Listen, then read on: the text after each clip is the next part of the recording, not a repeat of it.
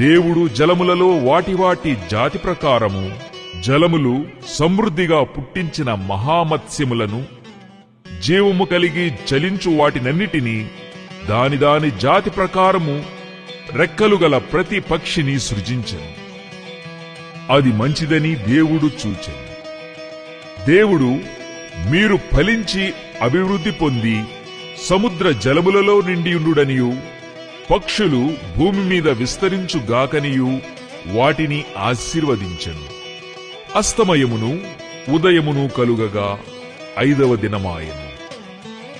దేవుడు వాటి జాతి ప్రకారము జీవము గల వాటిని అనగా వాటి జాతి ప్రకారము పశువులను, పురుగులను, అడవి జంతువులను భూమి పుట్టించుగాకని పలికెను.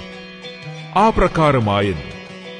దేవుడు ఆయా జాతుల ప్రకారము అడవి జంతువులను, ఆయా జాతుల ప్రకారము పశువులను, ఆయా జాతుల ప్రకారము నేలను ప్రాకు ప్రతి పురుగును చేసెను. అది మంచిదని దేవుడు చూచెను.